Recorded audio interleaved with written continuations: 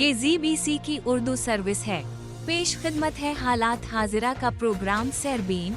ये प्रोग्राम आप हर रोज रात 8 बजे हमारे YouTube चैनल पर सुन सकते हैं।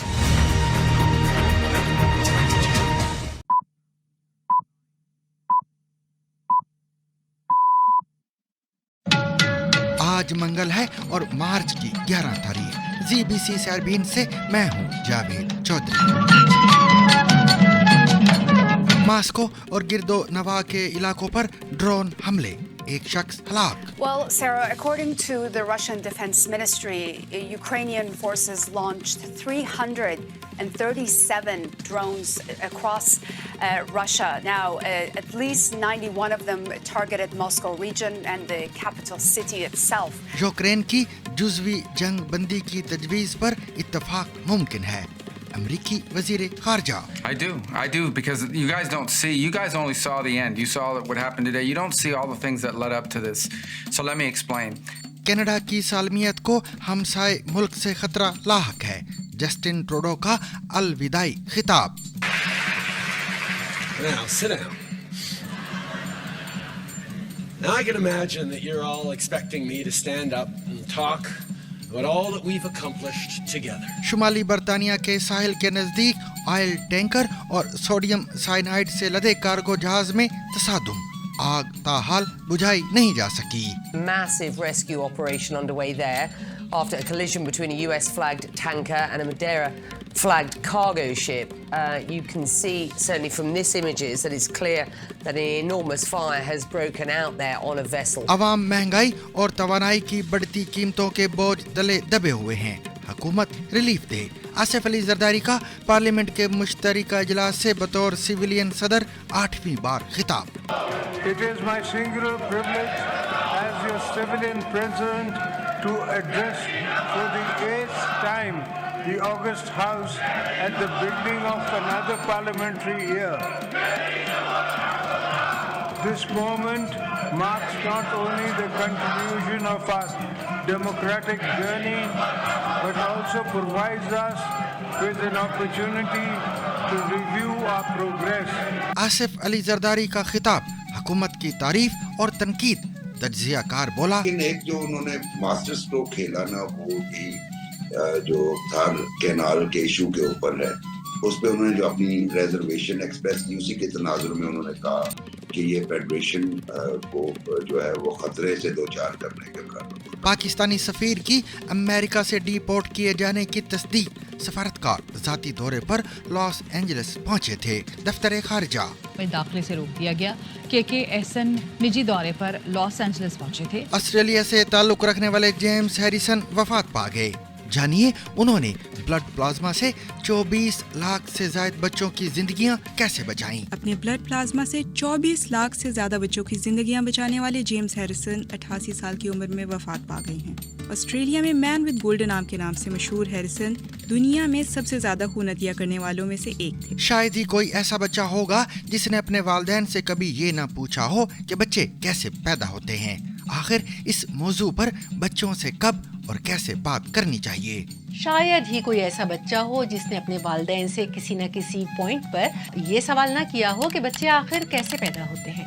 ऐसे ही कई मासूमाना और छोटे छोटे सवाल बच्चों के जहनों में अक्सर आते हैं, जिनका जवाब वो अपने वालिदैन से लेना चाहते हैं। इंडिया के ज़ेरे एहतमाम कश्मीर में रमजान में बर्फ के रैंप पर नीम बरहना मॉडल्स का फैशन शो तनकीद की जद में। आप बर्फ पे अपने मॉडल्स की वॉकिंग करा रहे हैं तो कहीं ना कहीं जो NC सरकार है उनको जिम्मेवारी लेनी पड़ेगी। आपके होते हुए ये हुआ है, आप हर एक चीज से अपना हाथ धोना चाहते हैं। इसके अलावा दीगर मौज़ूआत भी सरबीन में शामिल हैं, मगर हमेशा की तरह पहले अहम आलमी खबरों का खुलासा।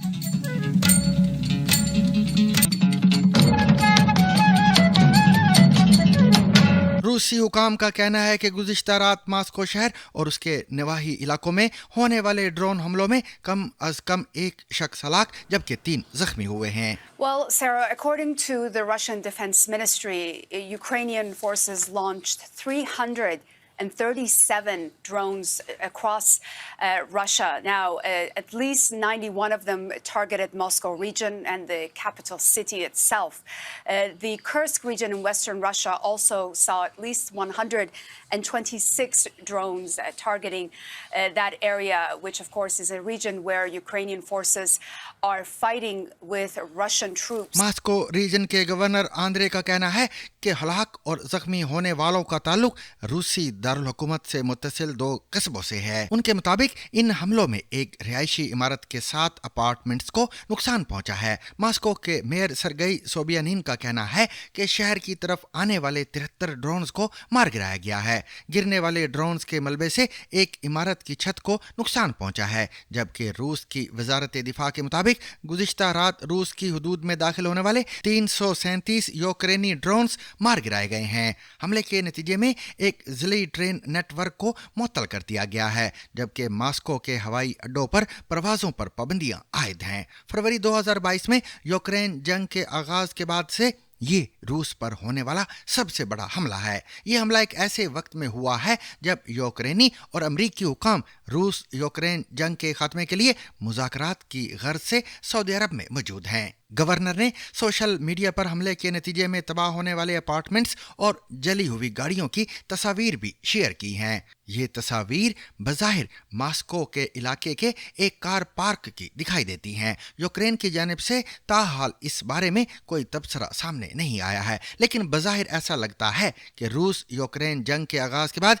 ये यूक्रेन की जानिब से मास्को और उसके अतराफ में किया जाने वाला सबसे बड़ा ड्रोन हमला है। इस हमले में दर्जनों ड्रोन दागे गए हैं, जिनमें से चंद ने कुछ रिहायशी इलाकों को निशाना बनाया है। इस सूरत हाल के बाइस मास्को के 4 एयरपोर्ट्स को आर्जी तौर पर बंद कर दिया गया है। सऊदी अरब में यूक्रेन और अमेरिका के दरमियान मंगल के रोज शुरू होने वाले मुज़ाकरात से कबल अमरीकी वज़ीर खारिजा मार्को रूबियो का कहना है कि यूक्रेन की जानिब से रूस के साथ जंग के खात्मे के लिए पेश की गई जुज़वी जंग बंदी की तजवीज़ पर इत्तफाक का इम्कान मौजूद है। I do, because you guys don't see, you guys only saw the end. You saw what happened today. You don't see all the things that led up to this. So let me explain. The president's been very clear. He campaigned on this. He thinks this war should have never started. He believes, and I agree, that had he been president, it never would have happened. सोमवार के रोज अमरीकी वज़ीर खारजा का कहना था कि उनकी नज़र में ये तजवीज़ काफ़ी नहीं है, लेकिन इस तनाज़े के खात्मे के लिए इस किस्म की रियायतें ज़रूरी हैं। It's possible. They understand this. They also understand that this. दूसरी जानिब एक यूक्रेनी ओहदेदार ने खबर रसा इदारे AFP को बताया है कि मुज़ाकरात के दौरान यूक्रेन की जानिब से फ़ज़ाई और बहरी जंग बंदी की तजवीज़ दिए जाने का इम्कान है। इससे कबल रूस ने आर्जी जंग बंदी के इम्कान को मुस्तरद करते हुए इसे वक्त हासिल करने का हरबा करार दिया था।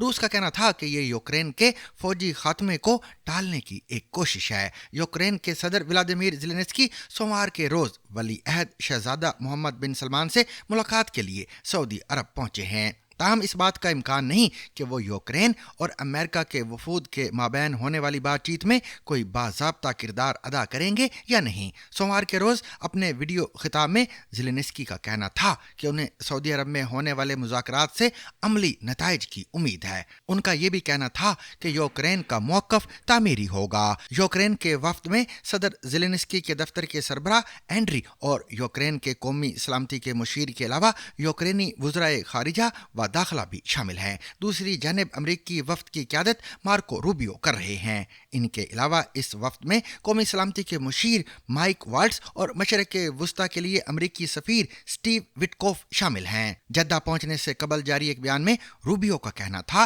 कि अमन मुआहदे के लिए ये जानने की ज़रूरत है कि यूक्रेन के इरादे क्या हैं। उनके मुताबिक इस तनाज़े के खात्मे के लिए यूक्रेन और रूस को मुश्किल फैसलों के लिए तैयार रहना पड़ेगा। अमरीकी वज़ीर ख़ारिजा का ये भी कहना था कि दोनों मुल्कों को ये समझने की ज़रूरत है कि इस मसले का कोई फ़ौजी हल मुमकिन नहीं और ये तनाज़ा सफारती तरीके से ही हल किया जा सकता है। रूबियो का मजीद कहना था कि उन्हें उम्मीद है यूक्रेन की फौजी इमदाद की मअतली का मसला भी जल्द ही हल हो जाएगा। ख्याल रहे कि अमरीकी सदर डोनाल्ड ट्रंप यूक्रेनी हम मनसब व्लादिमीर ज़ेलेंस्की पर मास्को के साथ जंग बंदी मुआहदे के लिए दबाव डाल रहे हैं। ताहम इस बारे में अमेरिका किसी किस्म की सिक्योरिटी गारंटी देने के लिए राजी नहीं है। 2 हफ्ते कबल व्हाइट हाउस में होने वाली मुलाकात के दौरान अमरीकी सदर ने ज़ेलेंस्की पर इल्ज़ाम लगाया था कि वो जंग ख़त्म करने के लिए तैयार नहीं है।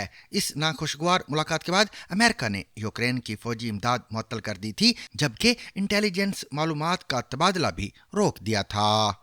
कनाडा के वजीर आजम के तौर पर जस्टिन ट्रूडो ने अपने अलविदाई खिताब में अमेरिका और कनाडा में जारी तजारती तनाज़े पर बात करते हुए कहा है कि इस वक्त कनाडा की सालमियत को उसके हमसाय से खतरा लाहक है। Now, sit down.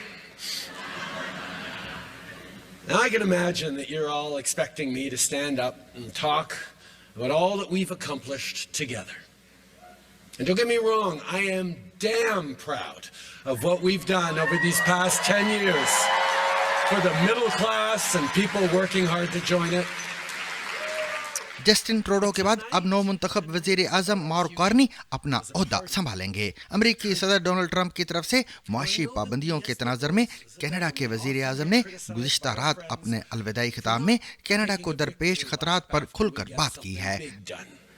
We do something really big and then we move on right away to the next challenge. Justin Trudeau की 16 बरस की बेटी एला ग्रेस ट्रूडो ने स्टेट सेक्रेटरी के फराइज निभाए और सोशल मीडिया पर उनके वालिद से मुतल्लक खबरों पर बात करते हुए उन्होंने कहा कि मैं अब उन्हें ऑनलाइन कम और घर पर ज्यादा देखना चाहती हूँ। Hi everyone.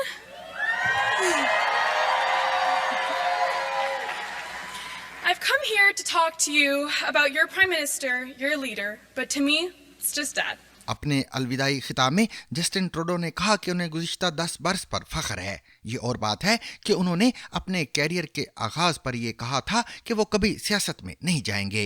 जस्टिन ट्रूडो ने कहा कि आज की रात हमारे मुस्तकबिल से मुतल्लिक है, हमारी पार्टी और हमारे मुल्क के मुस्तकबिल के बारे में है। 53 बरस के जस्टिन ट्रूडो ने 2015 में कनाडा की हुक्मरानी संभाली थी। अपने खिताब में उन्होंने गुज़िश्ता 10 बरस के चैलेंजेस और बहरानों पर बात की है। अपनी तकरीर में उन्होंने कनाडा और अमेरिका के दरमियान तजारती तनाज़े पर भी बात करते हुए उन्होंने कहा कि कनाडा को अपने पड़ोसी से सालमियत का खतरा लायक है। उन्होंने ये भी कहा कि आपके मुल्क को आपकी पहले से कहीं ज्यादा जरूरत है। अपने खिताब के इख्तिताम पर उन्होंने कहा, मैंने अपनी तरफ से भरपूर कोशिश की है और हर दिन कनाडा को ऐसा मुल्क बनाने की कोशिश की है जो हर कनाडा के हर शहरी के लिए मिसाली हो। As your leader, as your prime minister, I have done my level best each and every single day to help build a country that stays worthy of all Canadians. I've done it for Xavier, for Ella Grace and Hadrian. सोमवार के रोज शुमाली बर्तानिया के साहिल के नजदीक बोहरा शुमाली में एक बहरी oil tanker और cargo जहाज के दरमियान टक्कर के नतीजे में लगने वाली आग 21 घंटे बाद भी बुझाई नहीं जा सकी। कोस्ट गार्ड के मुताबिक जहाज के अमले का एक रुकन अब भी लापता है, जबकि तलाश का काम रोक दिया गया है। हादसे का शिकार होने वाला ऑयल टैंकर अमेरिका में रजिस्टर्ड है और अमेरिकी फौज के लिए तैयारों का फ्यूल लेकर जा रहा था, जबकि पुर्तगाली कार्गो जहाज सोलंग पर इंतहाई जहरीले केमिकल मौजूद थे।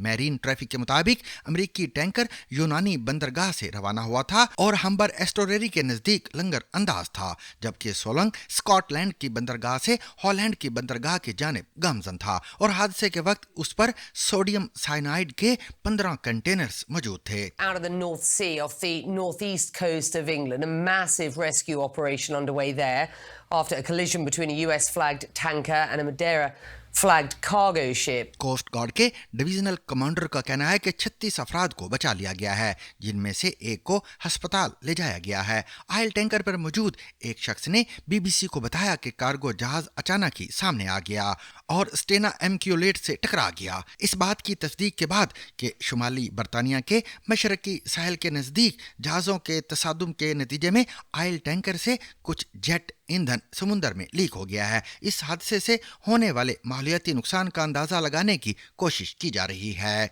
दूसरी जानिब बर्तानिया की मेरीन एक्सीडेंट इन्वेस्टिगेशन ब्रांच का कहना है कि इंस्पेक्टर्स और अमले की एक टीम ने सबूत इकट्ठे करने शुरू कर दिए हैं और इब्तिदाई जांच जारी है। पाकिस्तान के सदर ममलकत आसिफ अली जरदारी ने पार्लिमानी साल के आगाज पर पार्लियामेंट के मुश्तरका इजलास से खिताब करते हुए कहा कि आज आम आदमी, मजदूर और तनख्वाहदार तबके को शदीद मुआशी मुश्किलात का सामना है। उन्होंने कहा कि हमारे शहरी महंगाई, अशियाए ज़रूरिया की बुलंद कीमतों और तवानाई की बढ़ती कीमतों के बोझ तले दबे हुए हैं। मैं इस पार्लियामेंट और हुकूमत पर जोर देता हूँ कि वो अगले बजट में आवाम को हकीकी रिलीफ फराम करें। सदर ममलकत ने यह भी कहा कि हुकूमत को आइंदा बजट में तनख्वाहों और पेंशन में इजाफे, तनख्वाहदार तबके पर इनकम टैक्स कम करने और तवानाई की लागत कम करने के इक़दाम करने चाहिए। उन्होंने ये भी कहा कि हमें मुलाजमतों में कमी से बचना चाहिए। हमारी तवज्जो नौकरियां पैदा करने और तरबियत याफ्ता अफरादी कुव्वत के इस्तेमाल पर मरकूज होनी चाहिए। आसिफ अली जरदारी ने अपने खिताब में कहा कि पार्लिमानी साल के आगाज पर इस ऐवान से बतौर सिविलियन सदर 8वीं बार खिताब करना मेरा वाहिद एजाज है। It is my singular privilege as your civilian president to address for the 8th time the August House at the beginning of another parliamentary year. उन्होंने ये भी कहा कि ये लम्हा हमारे जमहूरी सफर के तसलसल का आकाश है। सदर ममलकत के खिताब के दौरान अपोजिशन ने खूब नारेबाजी की। खिताब शुरू होते ही पीटीआई अरकान ने डेस्क बजाकर एहतजाज शुरू कर दिया। शदीद नारेबाजी के बाइस सदर ने कानों पर हेडफोन लगा लिए।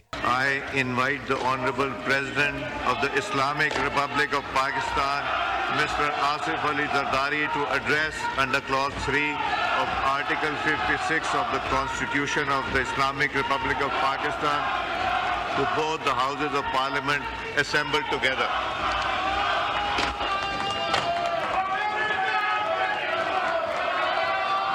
सदर पाकिस्तान आसिफ अली जरदारी ने मजीद कहा कि हुकूमत ने पॉलिसी रेट को 22% से कम करके 12% कर दिया है। वाज़ेह रहे कि पाकिस्तान में स्टेट बैंक ऑफ पाकिस्तान की जानिब से पॉलिसी रेट तय किया जाता है, जो मुल्क में बैंकों की जानिब से कर्जे देने की शरह सूद होती है। बैंकों की जानिब से सार्फिन को जिस शरह सूद पर कर्जा फराहम किया जाएगा उसे पॉलिसी रेट कहा जाता है। पाकिस्तान में 2023 में शरह सूद 22% की बुलंद तरीन सतह पर पहुंच गई थी, जिसकी वजह मुल्क में महंगाई की बुलंद तरीन 38% शरह थी। ताहम महंगाई बढ़ने की रफ्तार में कमी के बाद शरह सूद में बतदरीज कमी देखी गई और जनवरी 2025 में ये 12% तक आ गई है। सदर पाकिस्तान के इस खिताब की जुजियात जानने और समझने के लिए हमने राब्ता किया जनाब मुबशर बुखारी साहिब से और कालम निगार नियाज मुर्तज़ा से, जो दोनों इस वक्त हमारे साथ फोन लाइन पर मौजूद हैं। पहले हम चलते हैं मुबशर बुखारी की जानिब। मुबशर साहब, सदर जरदारी का कल का पार्लियामेंट से खिताब, अपोजिशन का शोर शराबा तो एक रिवायत बन चुकी है जो गो बाबा गो से शुरू हुई थी, लेकिन जो सदर जरदारी ने कहा कि हुकूमत की पॉलिसियों की वजह से वफाक पर बोझ आ गया है, इस बारे में बताइए कि फेडरेशन पर किस बोझ की तरफ सदर का इशारा था। देखिए, जो उनकी स्पीच थी वो बिल्कुल आपने सही फरमाया कि वो अनयूजुअल एटमॉस्फेयर में नहीं हुई। वो बात ठीक है कि मोहतरमा बेनज़ीर भुट्टो शहीद ने गो बाबा गो वाला सिलसिला जो शुरू किया था, उसके बाद फारूक लगारी साहब पे तमीना दौलताना ने दुपट्टा भी फेंका था और फिर इसी ऐवान में चूड़ियां भी पेश की जाती रही। तो वही एटमॉस्फेयर में एक स्पीच की जी, जो कि मैं समझता हूं कि एक बड़ा मिक्स्ड किस्म की स्पीच थी। उसमें उन्होंने अपने एड्रेस में 3-4 चीजों का अहाता किया। उसमें सबसे अहम तो वो पार्लियामेंट और जमहूरियत की बात उन्होंने की कि जनाब पार्लियामेंट को मजबूत होना चाहिए, जमहूरियत को मजबूत होना चाहिए, और उस हवाले से उन्होंने एक नैरेटिव पेश किया। लेकिन दूसरी जानिब उन्होंने फिर हुकूमती पॉलिसीज को भी प्रेज किया। मसलन उन्होंने मुआशी आशारियों की बात की, डायरेक्ट फॉरेन इन्वेस्टमेंट की बात की, हमारी जो शरह सूद है उसमें कमी की बात की, इन्फ्लेशन को कम होने की बात की। फिर ये भी कहा कि इसके समरात अवाम तक रिलीफ दे, हुकूमत को अर्ज किया। लेकिन एक जो उन्होंने मास्टर स्ट्रोक खेला ना, वो यही जो थार कैनाल के इशू के ऊपर है, उस पे उन्होंने जो अपनी रिजर्वेशन एक्सप्रेस की, उसी के तनाजुर में उन्होंने कहा कि ये फेडरेशन को जो है वो खतरे से दो चार करने के मुतरादिफ है। यानी कि पीपल्स पार्टी, आपको याद होगा, मुद्दतों से कालाबाग डैम को रेजिस्ट करती रही जी जी सिंध की वजह से कि सिंध के हिस्से का पानी चला जाएगा। फिर अभी रिसेंटली जब ये यहाँ पे नहरों का एक तो चोलिस्तान में भी नहरें निकल रही हैं और उसके अलावा थार कैनाल के हवाले से उन्होंने रिजर्वेशन शो की। पीपल्स पार्टी पहली जमात थी जिसने अपने कंसर्न वॉइस किए उस पे, लेकिन फिर आपने देखा कि वहां पे MQM भी उसमें शामिल हो गई, GDA भी शामिल हो गई जो सिंध के लेवल की जमातें थी, लेकिन वहीं पे जमीयत उलमा इस्लाम भी शामिल हो गई। साथ में उनके लोकल चैप्टर ने वहां पे प्रोटेस्ट किए और ज्वाइन किया।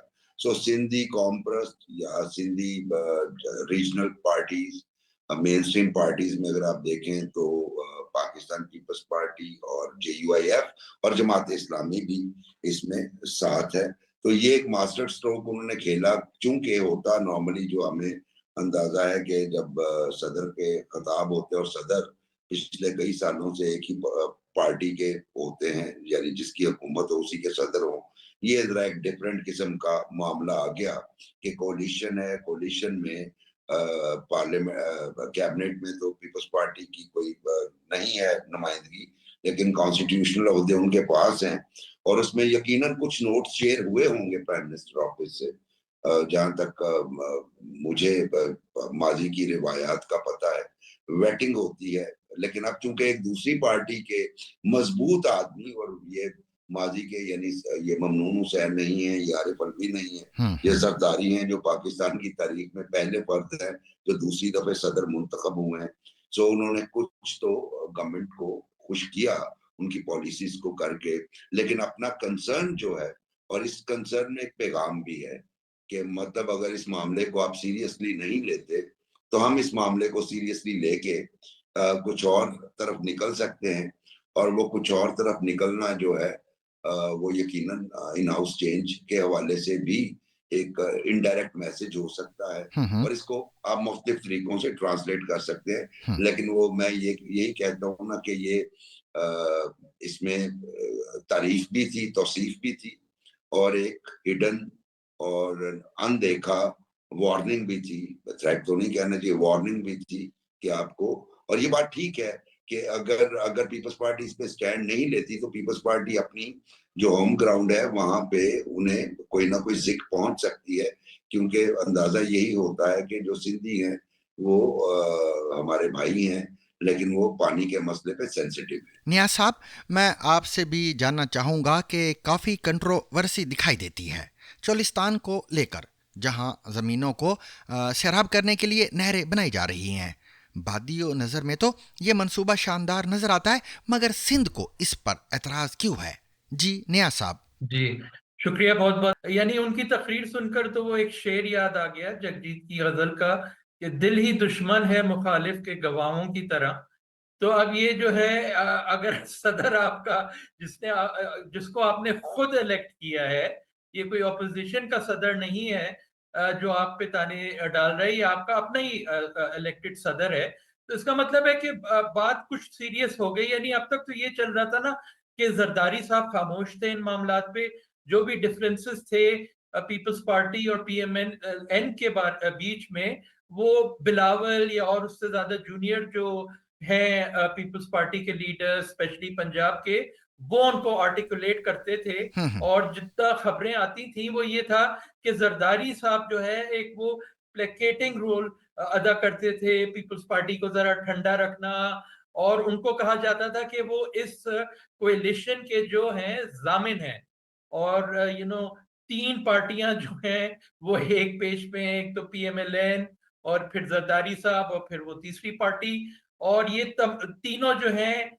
चाह रहे हैं कि जी ये जो है कंप्लीट करें अपना टेन्योर। ये कोएलिशन बड़ी मेहनत से, बड़ी प्यार और मोहब्बत से मेसन ने बनाया है, और जिन हाथों ने इसको बनाया है वो यही चाहते हैं कि ये बिल्डिंग जो है वो चलती रहे। तो अब उसमें ये एस्केलेशन थोड़ा सा अब जरदारी साहब ने डाला है, मगर जैसे मुबशिर साहब ने कहा कि वो खट्टी मीठी गोली उन्होंने जो है वो फेंकी है, तारीफें भी कर दी हैं काफी, और फिर ये बीच में एक दो चीजें ये भी छोड़ दी हैं।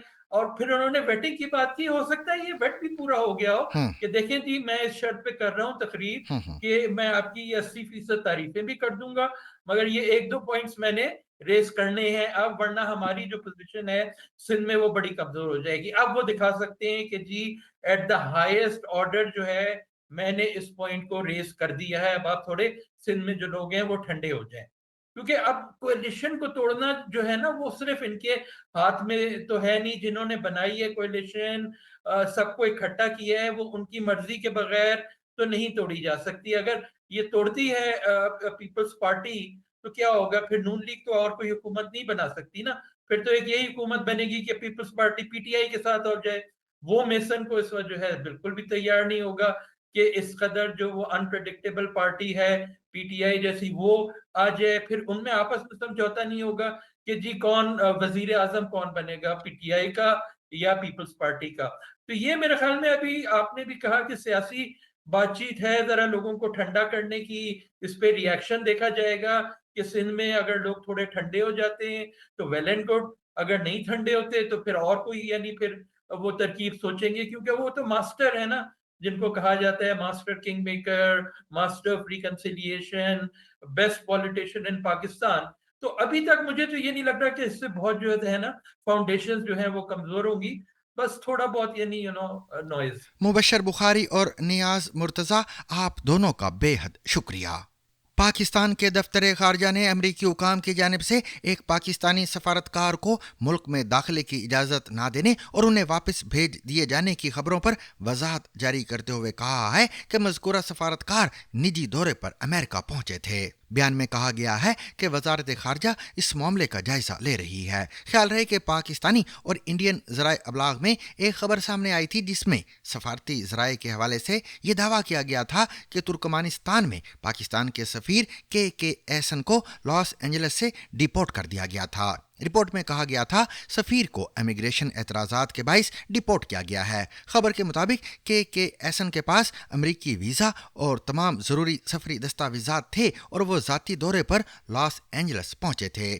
سفارتی ذرائع کے حوالے سے رپورٹ میں دعویٰ کیا گیا تھا کہ امریکی امیگریشن سسٹم میں کے ایسن کے متنازع ویزا ریفرنس کے حوالے سے اعتراضات سامنے آئے تھے. تاہم یہ واضح نہیں کہ یہ اعتراضات کیا تھے. دنیا میں سب سے زیادہ خون کا عطیہ کرنے والے افراد میں شامل جیمز ہیریسن وفات پا گئے ہیں. آسٹریلیا سے تعلق رکھنے والے جیمز کے بلڈ پلازما نے 24 لاکھ سے زائد بچوں کی زندگیاں کیسے بچائیں, جانیے اس رپورٹ میں. اپنے بلڈ پلازما سے 24 لاکھ سے زیادہ بچوں کی زندگیاں بچانے والے جیمز ہیریسن 88 سال کی عمر میں وفات پا گئے ہیں.